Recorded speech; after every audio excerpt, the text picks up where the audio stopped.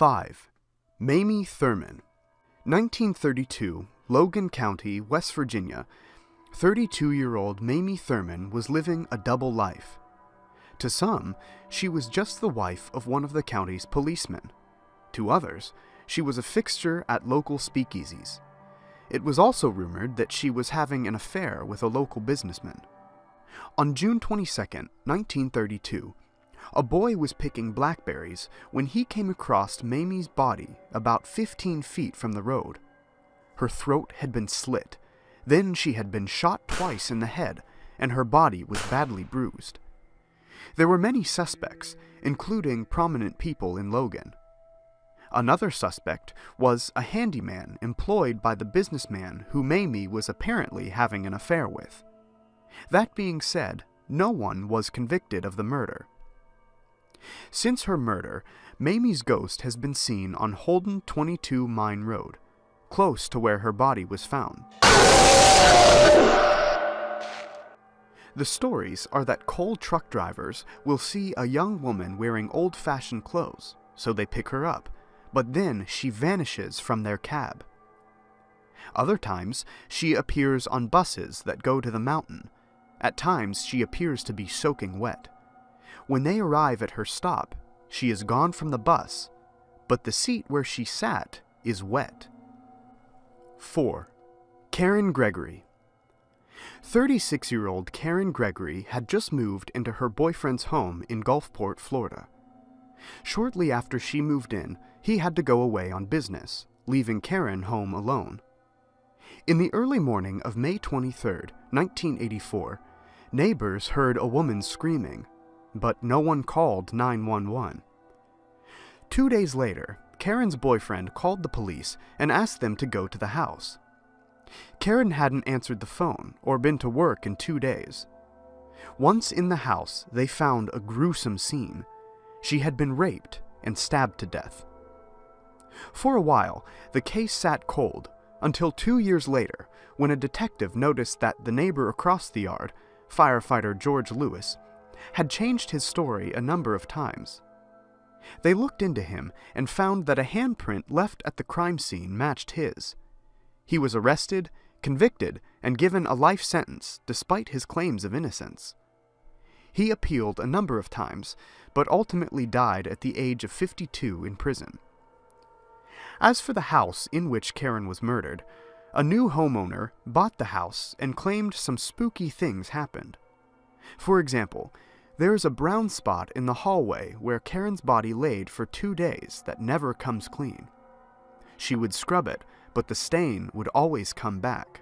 Another example is that the intruder came in through a window, and whenever she tries to open the window, it shatters. The owner also claims she has seen a misty face in the mirror behind her. Her mother also heard loud footsteps, like someone running away from an intruder, but no one was in the house. 3. Mildred and Reynolds.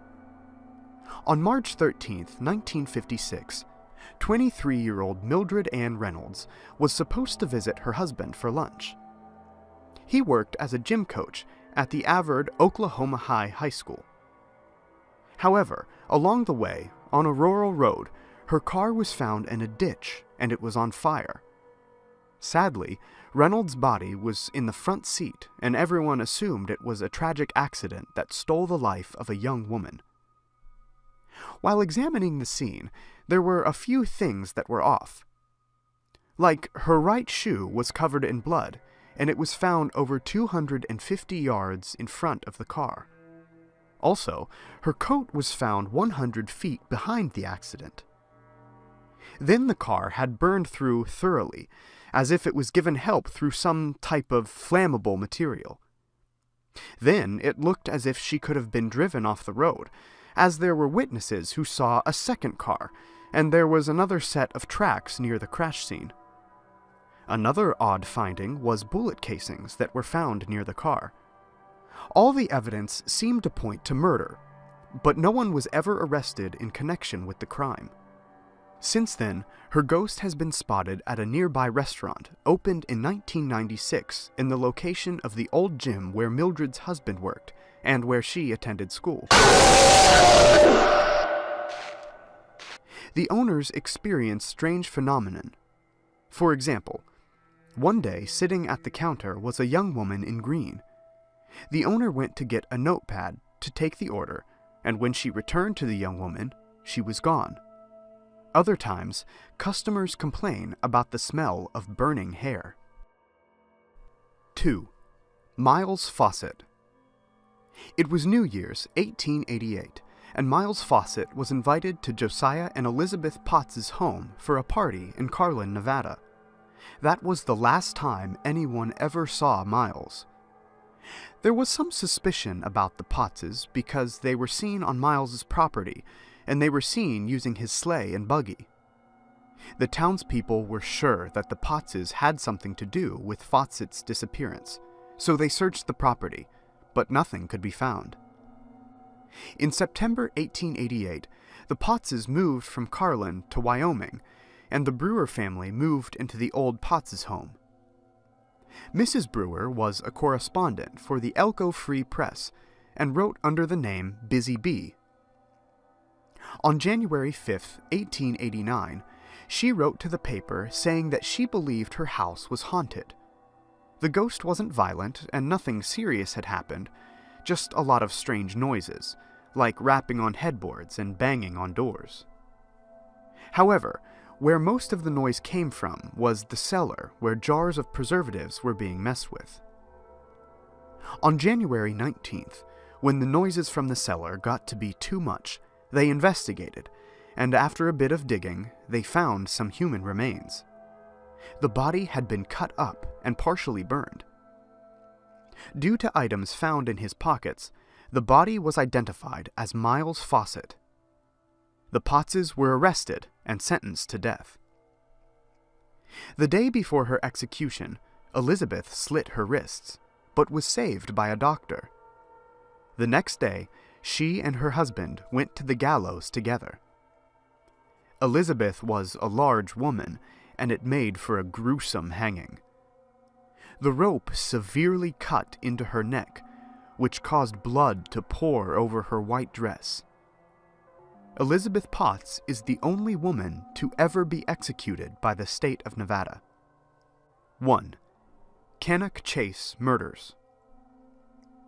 Between December 1, 1964, and August 19, 1967, 4 girls ranging in ages from 5 to 9 were kidnapped, strangled, and their bodies were dumped in Cannock Chase in Staffordshire, England. Out of the 4 girls, only a 9-year-old girl survived. The murders horrified the community, and one of the biggest manhunts in the country's history was initiated. Police were led to 39-year-old Raymond Leslie Morris after his car was used in an attempted abduction of another young girl. They interviewed Morris, who looked like witness descriptions in the other kidnappings. Also, the police had interviewed Morris twice before in regards to the missing children. The first was that about some lurid pictures he had taken with young girls, and the fact that he was the owner of a gray Austin A55 or A60, which was seen at the abduction site of 7-year-old Christine Darby. As a result, he was only convicted of that murder, but police were convinced he had a hand in the murders of 6-year-old Margaret Reynolds and 5-year-old Diana Joy Tift. Their bodies were found together, about 100 yards from the body of Christine Darby. On March 11, 2014, Morris died in prison at the age of 84.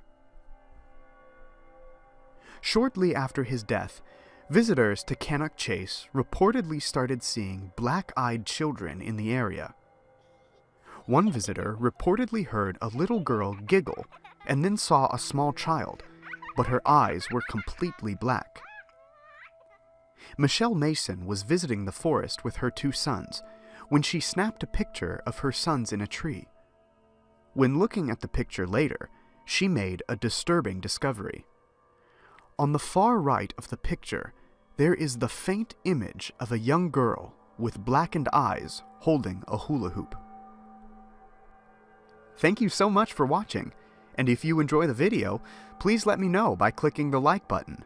Do share, write a comment, and don't forget to subscribe so that you can catch up on my next video.